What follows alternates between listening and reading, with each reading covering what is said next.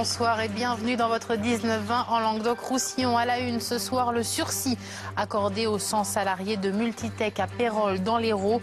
Ils se battent pour garder leur emploi, ont décidé de présenter un projet de reprise en SCOP.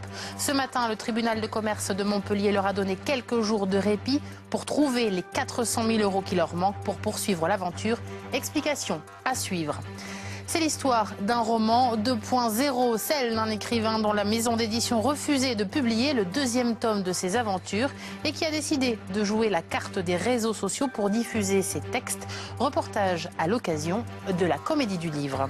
C'est l'histoire d'un écrivain que sa maison d'édition n'a pas suivi. Le premier tome de son épopée fantastique n'ayant pas rencontré le succès escompté.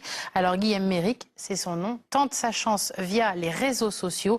Un conte présenté dans le cadre de la Comédie du Livre. Daniel de Barros, Alexandre Grelier. Il était une fois 3 cités en haut d'un ancien cratère. Et dans ces 3 cités vivent un petit garçon et une petite fille, dans une de ces cités, qui s'appelle Sisam et Elia et qui vivent une amitié absolument extraordinaire. Et malheureusement, la petite fille s'est fait kidnapper et elle disparaît pendant 15 ans. Ainsi débute Myriande, la légende des âmes sœurs, le fruit de l'imagination d'un jeune sétois, Guillaume Méric.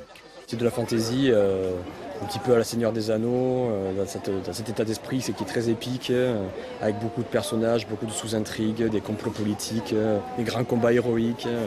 Oui, ça mélange un petit peu tous ces paramètres dans un univers très grandiose en fait. Le premier tome de la trilogie est publié en 2010 par la maison d'édition gardoise au Diable Vauvert, mais l'aventure s'arrête là.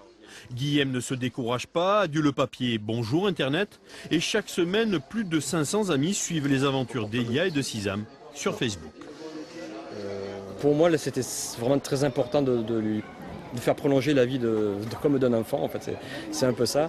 J'avais cette histoire qui dormait depuis des années finalement dans mes tiroirs et j'avais besoin de la faire sortir et puis bon, à force de recevoir des lettres de lecteurs qui me disent quand elle sort la suite, bon ben voilà, en même temps j'y gagne rien, je veux dire financièrement, je fais ça gracieusement mais bon avec l'espoir évidemment qu'il va y avoir peut-être un éditeur qui va s'intéresser aussi pour reprendre la saga. L'aventure de Myriande se décline aussi en dessin, musique originale et même projet de film. Mais les âmes sœurs ne révéleront leur secret qu'en 2015.